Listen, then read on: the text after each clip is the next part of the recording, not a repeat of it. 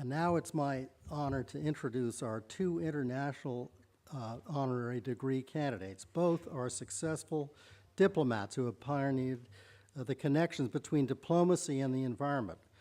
While environmental diplomacy is a relatively new field, both of these men are seasoned experts. And by the way, the College of the Atlantic has recently instituted a new program in international environmental diplomacy.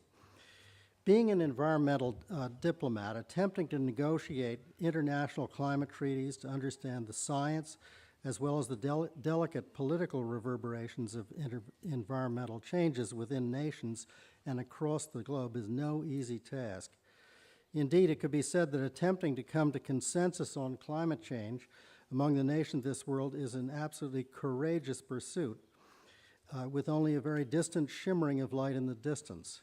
Yet, these two men have taken it on and continue to pursue this crucial task with intelligence, energy, and diplomatic aplomb. Our first candidate for an honorary degree of Master of Philosophy degree is Ambassador Bo Lidegaard, who is the Chief Advisor on climate change to the Danish Prime Minister, as well as the Permanent Undersecretary of State of Denmark. This latter position is similar to a national security advisor in this country, reflecting the Danish understanding that the environment is a national security issue, since, as many of us who have been paying attention to events in the Gulf of Mexico knows, and as Carl mentioned, numerous national issues are impacted by environmental changes, and solutions to these changes always have political ramifications. Ambassador Lidegaard is the man who led the Danish team preparing for the 2009 climate change conference in Copenhagen. He has since been working to strengthen international cooperation on climate change and sustainable development, following upon the Copenhagen Accord, the non-binding agreement that resulted from the Copenhagen Conference. In addition to his continuing work on international climate change negotiations, work that reaches back to the 1992 United Nations Framework Convention on Climate Change, Ambassador Lidegaard is also pursuing efforts to promote low-carbon, green growth. Previously, Ambassador Lidegaard has been a member of the Danish Foreign Service. He's been a delegate at numerous conferences, including the Rio Conference in 1992 and the 2002 Johannesburg Summit. But that's not all. Ambassador Lidegaard is one of Denmark's most popular historians and one who is also well respected by academics. His doctoral thesis, Defiant Diplomacy, in its English version, has been called a thrilling and fulfilling read, so we recommend that to you. His most recent book, A Short History of Denmark in the 20th Century, aimed at English speakers, is a powerful display of his restless mind and prodigious capacity for research. A man able to apply the issues of science, politics, and history to promote change in our world, not to mention being a lover of the ocean and indeed of sailing, is surely an example of human ecology in action. We are proud to offer Ambassador Bo Lidegaard a Master of Philosophy in Human Ecology.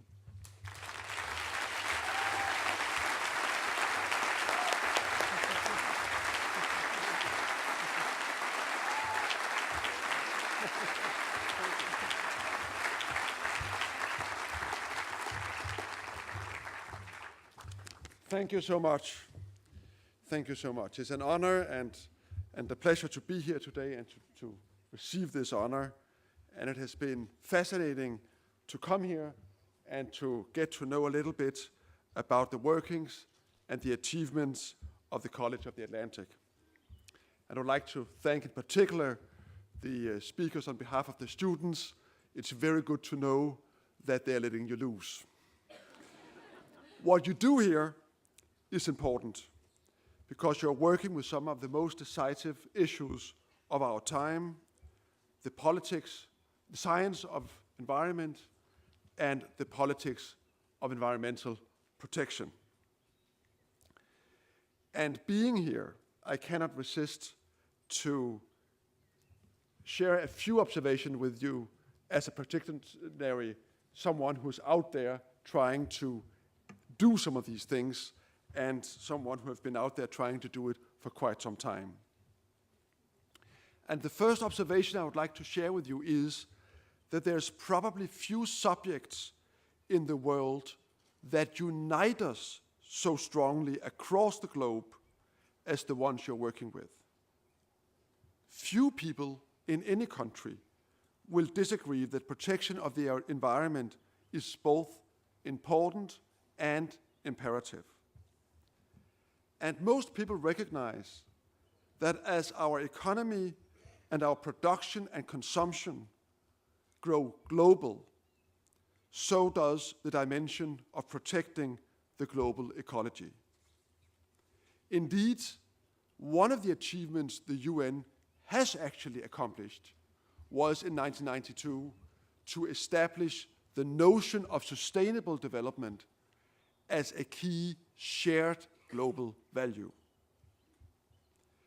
So few will disagree, and yet this is not the reality. It is not the reality in this country. It is not the reality in my country. It is not the reality in any country. Science tells us what is necessary, and technology tells us that it is possible to achieve it. Still, it does not happen. The reasons for inaction have to do with the political economy dominating nationally as well as internationally. They have to do with the challenges involved with changing established patterns of consumption and production. They have to do with real interests of people, of companies, of countries. And therefore, my second observation is the following. The politics of environmental protection at global scales are not politics apart, separated from other key issues and challenges of our time. Very much to the contrary. The issues and problems you are dealing with here at this college are at the centerpiece of world politics, and they will remain so for your time. So if the main obstacle to a transition towards a more environmentally sound society, if those obstacles lie within politics, so do the answers. And therefore, we need to be smarter at convincing ourselves, our electorates, our politicians, our entrepreneurs, that change is not only necessary, it is also possible, and at the limit, even profitable. We need to shift the focus away from trying to enforce upon each other a commitment to do what we do not believe we can do, and over to enable each other to achieve what we want to achieve. With your education and learnings here at the COA, you have a strong basis for doing just that. Indeed, you are already engaged, and I wish you success in the future. And before leaving you with that, just one final remark. I know many of you went to Copenhagen last December, and I know that many of you were not pleased with everything you experienced there. And I'm thinking, of course, primarily of the bad weather and the long lines in the frosty weather. But I didn't imagine that you would revenge yourself by the showers of today and with the showers of questions of yesterday. But I welcome it, and I take great pleasure in being here. Thank you so much.